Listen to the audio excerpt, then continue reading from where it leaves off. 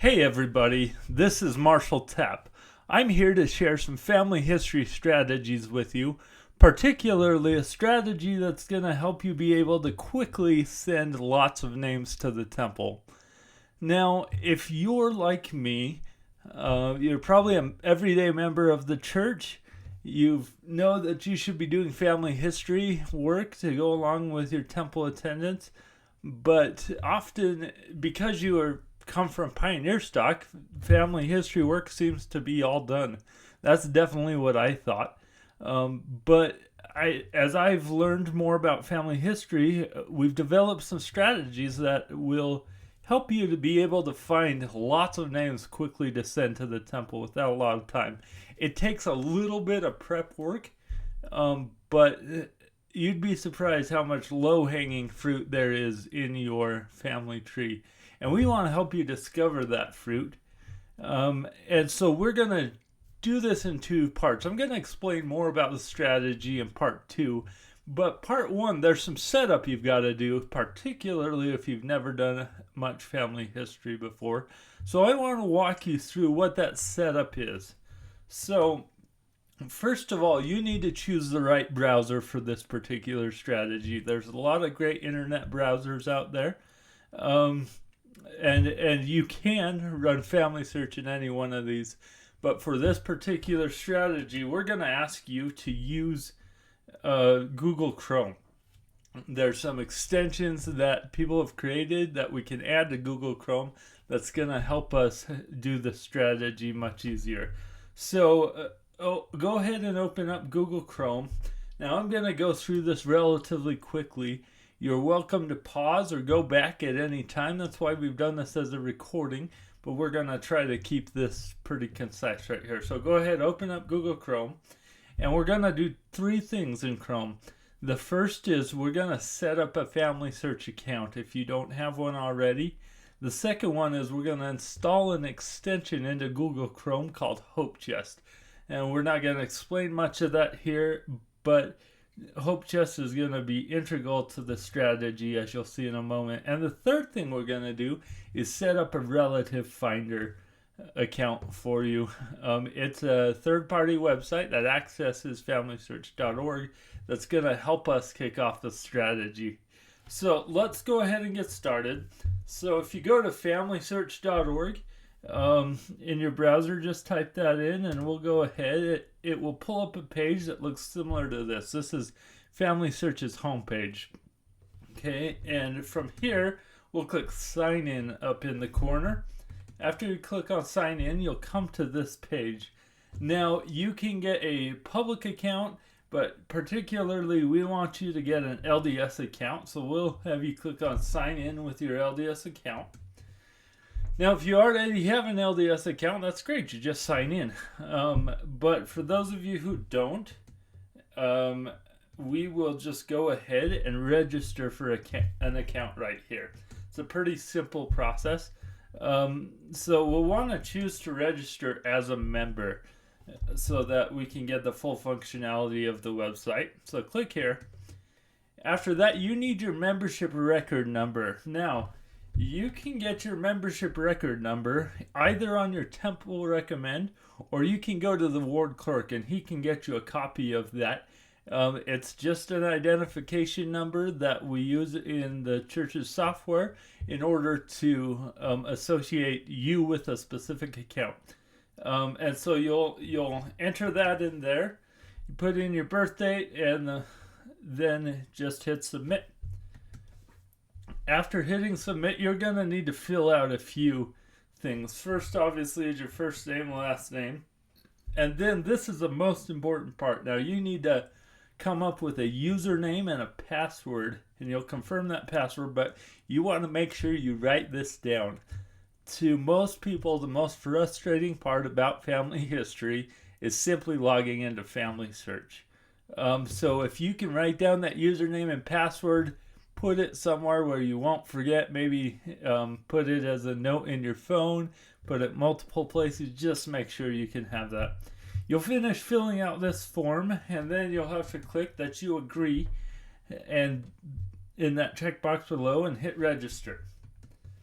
Okay, after you register, you're going to get an email that looks a lot like this. Now remember, this is not necessarily in your browser. It might be in your email on your phone, or you might have to go to Gmail or whatever other email provider you use. Once you get this email, you'll just click on Activate My Account. Again, it's not a church website. This is an email. It'll take you to this page, and it'll just say, hey, your profile changes have been saved. You're ready to go. So you're going to want to just sign in to that account. Once you hit sign in, you're going to get a username and password field, okay? That's the username I was telling you before to write down. Take that username, enter it in, enter your password, and then just hit sign in. Okay, now, once you've done that, you can go back to Family Search. Remember, up in the top corner, you can hit sign in, okay?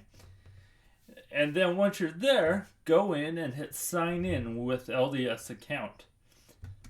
That'll prompt you again to enter your username and password. Then you just hit sign in.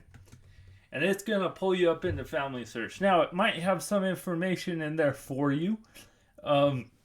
This is a fan chart view, and there are other tutorials that'll help you learn how to use Family Search.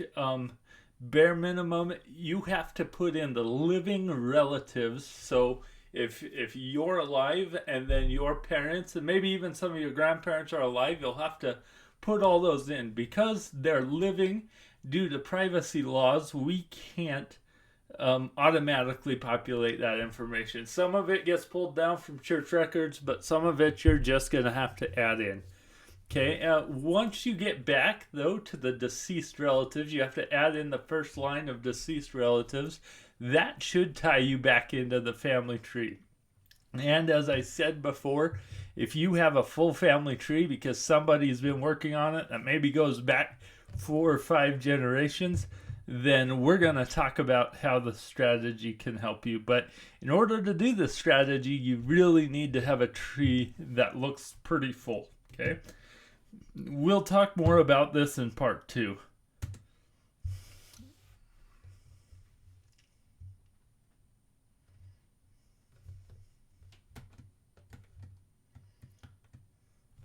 Okay, the next thing that you've got to do then is number 2, set up the Hope Chest extension. So go ahead, open a new tab in the Google Chrome again. Now this is essential that you be in Chrome. No other browser will add this extension at this point in time. So open a new tab. Up in the corner there's these 3 little dots, if you see them right by the arrow. Go ahead and click on those dots. These dots will open a menu, and you want to go down and click on Settings. Okay, so this is the Google Chrome settings. It's going to open up this page, and we don't want to change any settings, but we want to click over here on extensions.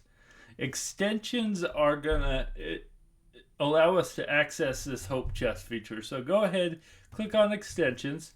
Here's all the extensions I currently have added to my browser. We just want to scroll to the very bottom, and you'll see this get more extensions, and that's from the Google Chrome store. So we're gonna go in, and there's a lot of different extensions you can add, but up here in the search bar, just type Hope Chest, 1 or 2 words, it doesn't really matter, it's gonna pull it up for you. Once you type it in, just hit enter, and Hope Chest will come up as the only option. Okay, so this is the one we want. So come over here, and we're just going to click add to Google Chrome. Okay, so we'll add it. It's going to ask, are you sure you want to add this extension? And we're going to click add extension. There, that's it. It's been added. So up here in the corner, you'll see a new little gray icon that looks like this Hope Chest icon, except there's no color to it. The reason there's no color to it is because you can't use it at this point in time. It only works when you're on the Family Search website. So if you read this box, it says this icon will be visible when the extension can act on the current page. Okay. So it's just going to lay dormant there for a while. We'll come back, teach you how to use it in the second part of this discussion. So then you go ahead and click exit here. The next thing we want to do is set up your Relative Finder account. So in the address bar, go ahead and type in relativefinder.org. It's all one word, and remember it's .org. If you just Google Relative Finder, it's gonna be the first one that comes up to the top. But once you type in relativefinder.org and hit enter, it's gonna take you over here to the Relative Finder page. Relative Finder, again, is Family Search certified. It's actually a BYU website. Some students at BYU put this together. This is super fun. It shows you how you're related to famous people in church history, current people. You can even see how you're related to the person sitting next to you. And we're going to use some of these features as a starting point in our next video. But you'll go ahead and down here click on Login with Family Search. It's going to take you back to that same login page. You're going to want to just put in your username and password that you had written down before. It's your LDS account. You can go ahead and put it in these fields this time and just hit sign in. Once you sign in, it's going to bring you to this page. You're only ever going to see this page once. And then you won't have to worry about it again. So you want to make sure your email's right, your first name and your last name. Okay. And then you want to click agree down here on their privacy policy. This is just simply saying that Relative Finder you're giving it access to view your tree. It's very secure.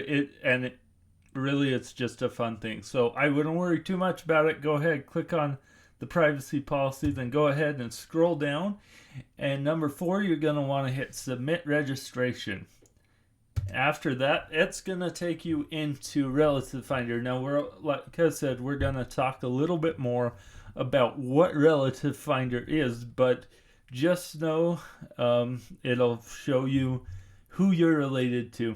So that's it for setup on part 1.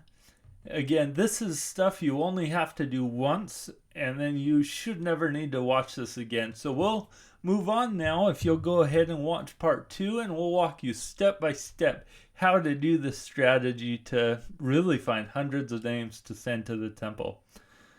So we'll see you in video 2.